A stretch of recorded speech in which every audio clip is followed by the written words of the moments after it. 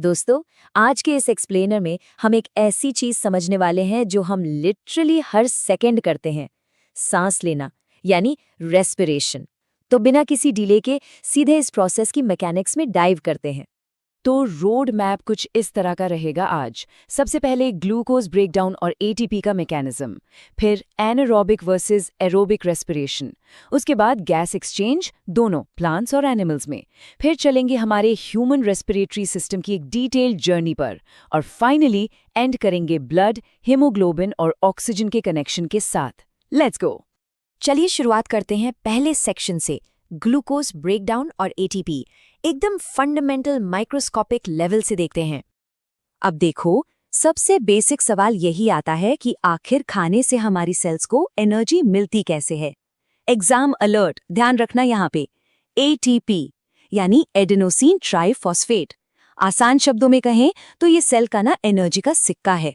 जब भी बॉडी में कोई मूवमेंट होती है या प्रोटीन सिंथेसिस जैसी एंडोथर्मिक रिएक्शंस होती हैं, तब यही एटीपी टूटकर एक फिक्स्ड अमाउंट ऑफ एनर्जी देता है।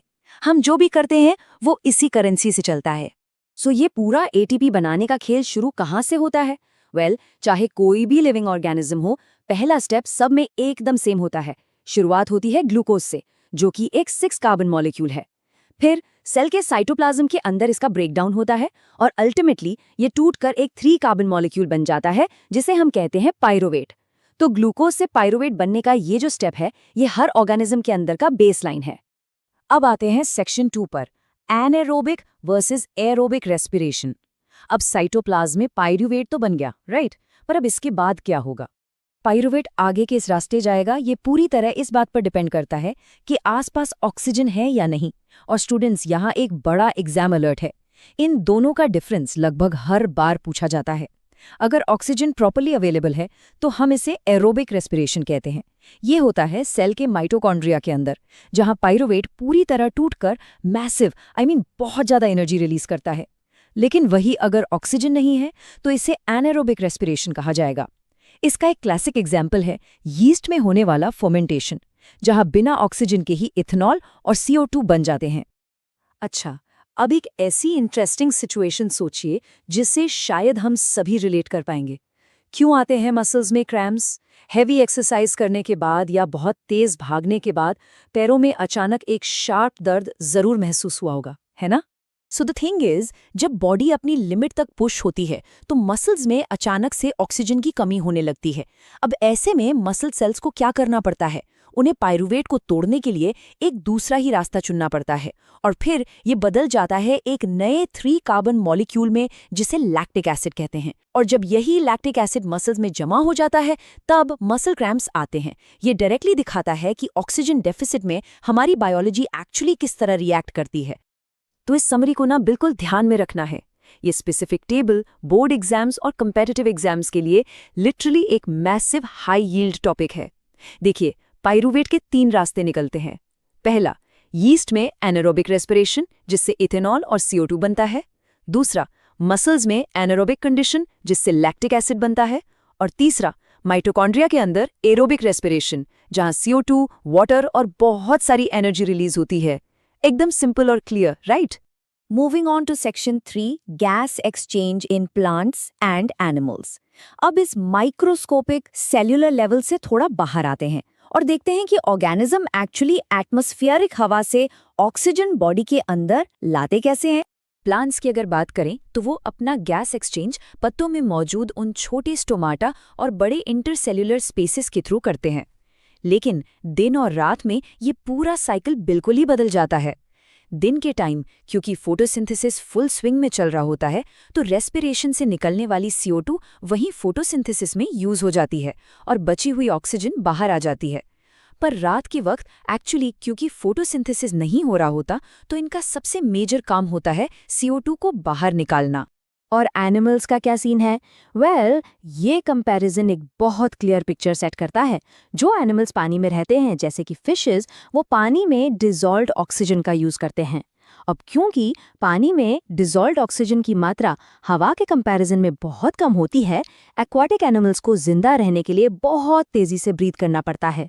वहीं दूसरी तरफ जमीन पर रहने वाले टेरेस्ट्रियल एनिमल्स एटमॉस्फेरिक ऑक्सीजन लेते हैं अपने उन स्पेशल इंटरनल ऑर्गन्स के थ्रू जिनका सरफेस एरिया गैस एक्सचेंज के लिए पर्पसफुली बहुत बड़ा होता है।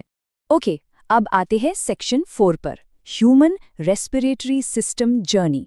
चलिए अब सीधे जूम आउट करके उस ग्रैंड मशीनरी को देखते हैं जो हमारी बॉडी के अंदर चल रही है। हवा का ये जो फिजिकल सफर है ना, ये स्टेप बाय स्टेप कुछ इस तरह चलता है। स्टेप 1, हवा नॉस्ट्रल से अंदर आती है।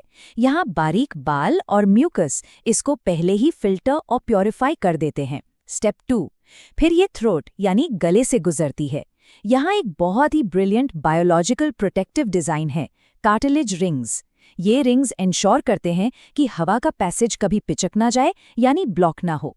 स्टेप 3, फिर ये हवा लंग्स में जाती है जहां ये पैसेज और भी छोटे छोटे ट्यूब्स में डिवाइड होने लगता है। और फाइनली स्टेप 4, ये हवा उन छोटी बलून जैसी स्ट्रक्चर्स तक पहुंचती है जिन्हें एल्वियोली कहते हैं।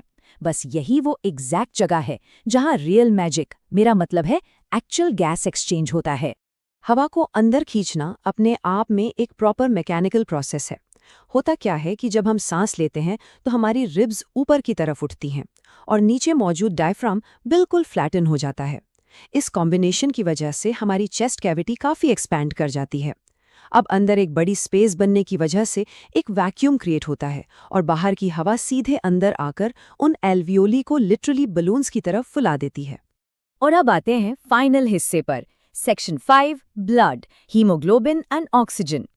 ओके, सो हवा एल्वियोली तक तो पहुंच गई, पर एक आखिरी चैलेंज अभी भी बाकी है। वहां से ऑक्सीजन बॉडी के हर एक टिश्यू और सेल तक जाएगी कैसे? यहाँ एक और ह्यूज एग्जाम अलर्ट है दोस्तों। देखिए, इंसानी बॉडी बहुत बड़ी है, तो हम सिर्फ आम डिफ्यूजन पर डिपेंड नहीं रह सकते। अगर सिंपल डिफ्यूजन से ऑक्सीजन को हमारे पैरों के अंगूठे तक जाना हो तो लगभग सालों लग जाएंगे। इसलिए हमें एक बहुत ही एक्टिव करियर सिस्टम चाहिए होता है।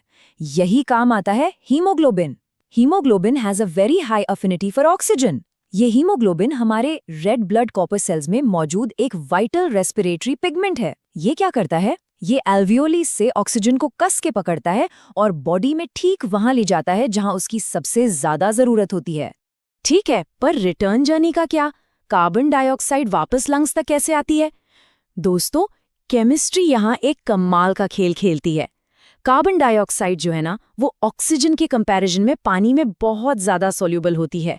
इसीलिए इसको किसी स्पेशल कैरियर की उतनी जरूरत ही नहीं पड़ती।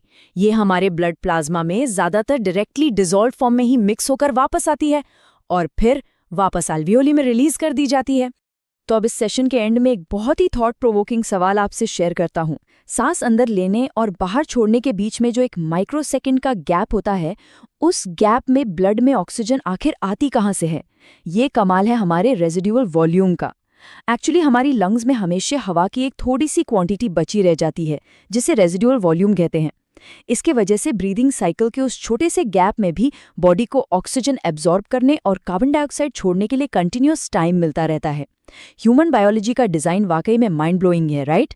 तो स्टूडेंट्स, इस एक्सप्लेनर के बाद मुझे लगता है श्वासन या रेस्पिरेशन के कॉन्सेप्ट्स आपके दिमाग में बिल्कुल क्रिस्टल क्लियर हो गए होंगे।